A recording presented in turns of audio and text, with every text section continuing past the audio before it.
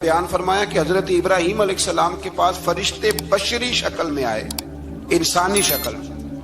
انہوں نے اجنبی مہمانوں کے لیے بچڑے کا بھنا ہوا گوشت تیار کرایا.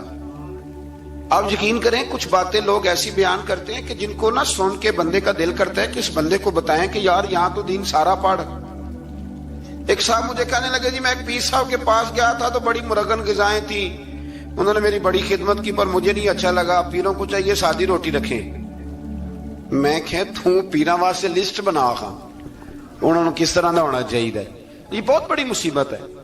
اگر آپ سادہ کھانا کھلا دیں تب بھی اعتراض ہے، اچھا کھلا دیں کہنے رولا ہے کوئی پیر چوکھے مالدار، دونوں طرف سے مسئلہ.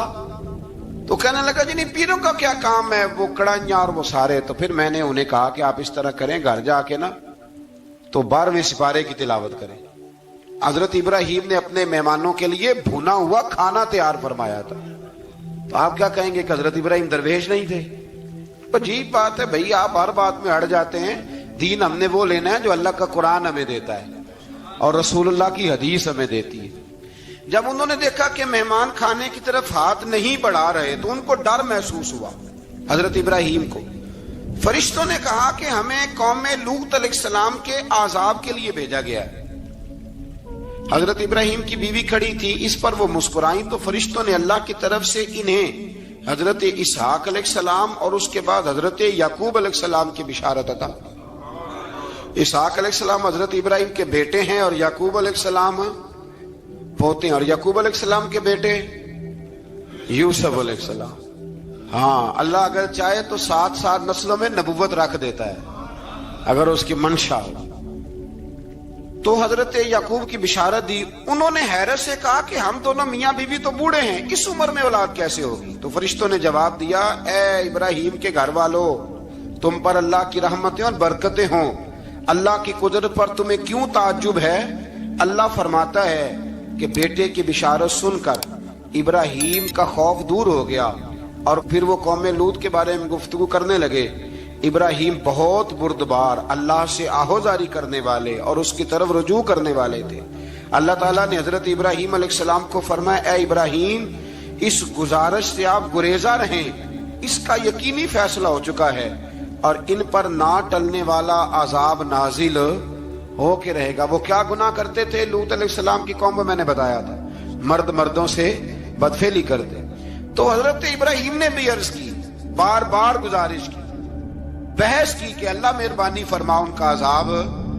آپ دیکھیں نبیوں کے حوصلے کتنے بڑے ہیں. قومیں تنگ کرتی ہیں اور طرح طرح کی باتیں کرتی ہیں اور پیغمبر پھر بھی کہتے ہیں یا اللہ مہربانی فرما، اے اللہ ان سے عذاب.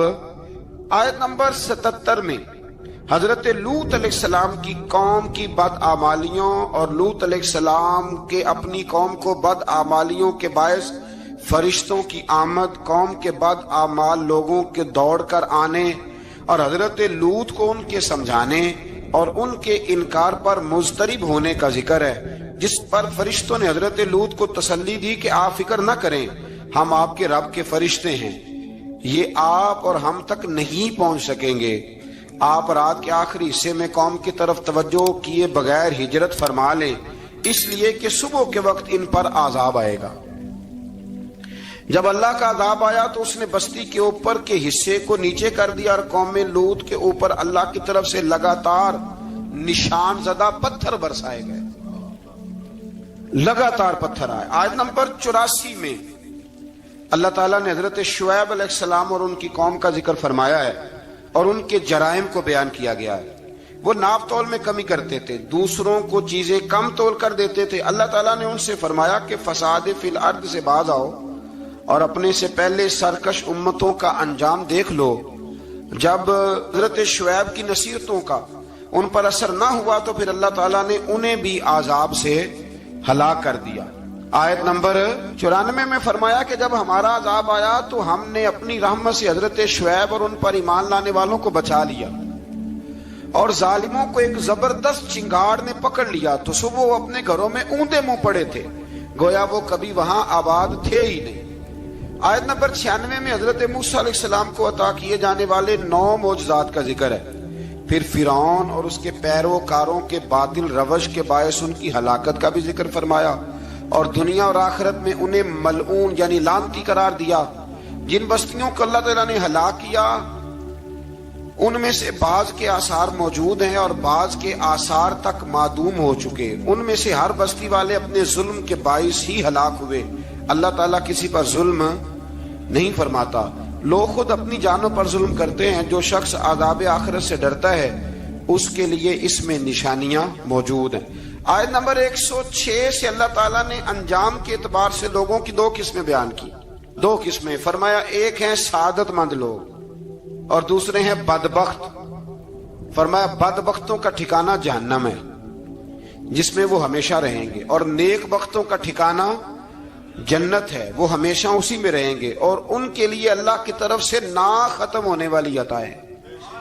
آیت نمبر 110 میں حضور صلی اللہ علیہ وسلم کو تسلی دی گئی کہ جس طرح یہ لوگ قرآن کے بارے میں اختلاف کرتے ہیں اسی طرح قوم موسیٰ نے تورات کے بارے میں بھی اختلاف کیا تھا، اور اللہ نے ان کے اعمال کا پورا بدلہ انہیں دیا۔ آیت نمبر 112 سے سرکشی کو چھوڑ